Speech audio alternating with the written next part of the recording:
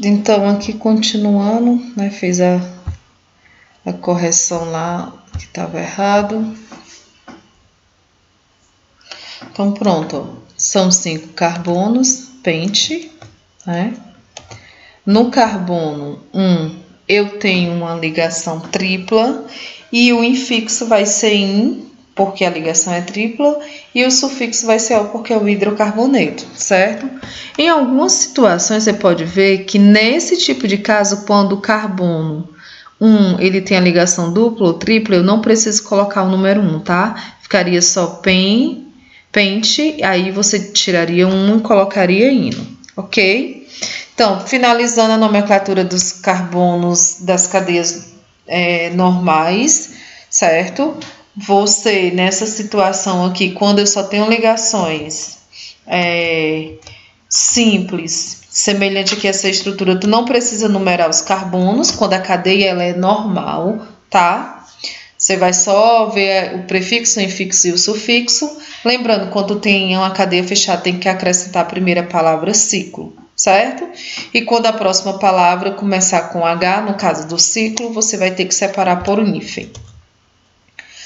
Quando eu tenho uma cadeia normal, mas eu tenho uma ligação dupla ou tripla, eu vou precisar numerar esses carbonos. Por quê? Para eu identificar qual é o carbono que vai ter a ligação dupla ou tripla. E tu vai numerar de uma forma em que o carbono que tem a ligação dupla ou tripla receba sempre o menor número. Ah, então eu vou botar o número 1 nele. Não, não é isso. Você vai numerar sempre pelas suas extremidades, tá? Se a cadeia fosse fechada, ok, tu começaria a numerar por ele. Ele seria o número 1, certo?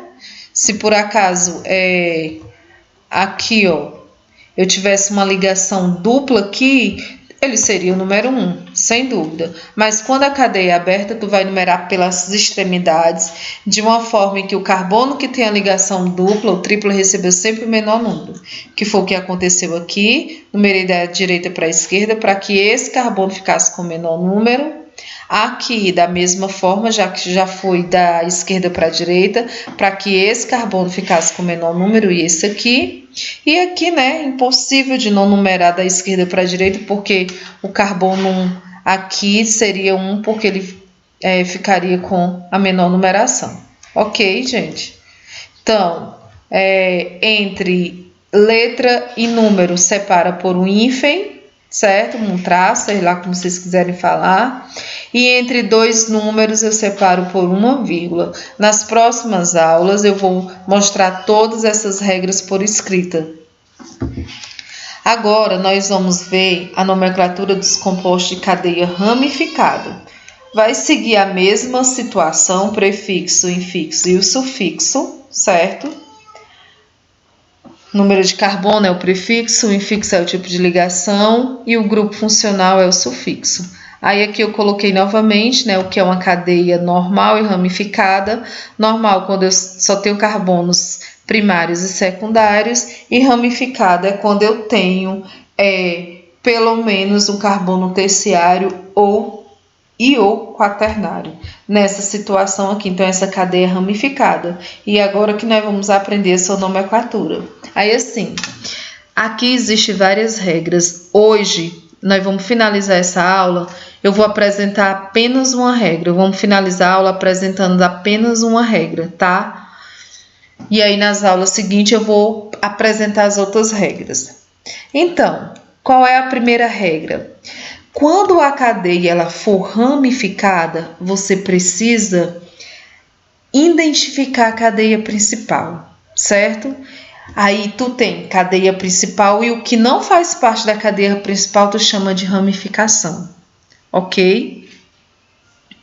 E como é que eu vou identificar a cadeia principal? Em 4 situações. A cadeia principal ela vai ser quando possui o grupo funcional, certo? Ela também pode ser quando ela tiver o maior número de insaturação.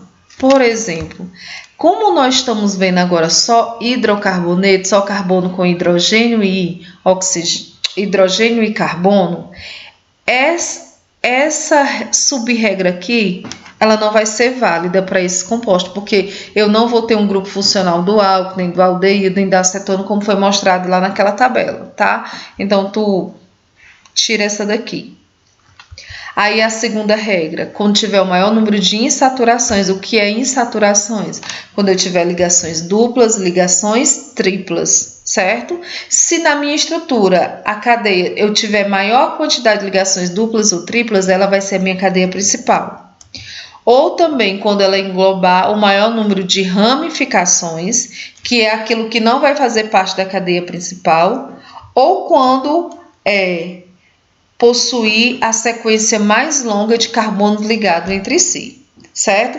Então, nós vamos ter essas 4 situações. Aí, lembrando, vamos tirar essa primeira aqui, porque a gente está trabalhando com hidrocarboneto e todo mundo é carbono e hidrogênio nos compostos que nós vamos analisar. E aí a cadeia principal ela vai ser dentro dessas 3 regras, ou quando ela tiver maior número de saturação, ou quando ela englobar o maior número de ramificações, ou quando ela possuir a sequência mais longa de carbonos ligados entre si, certo?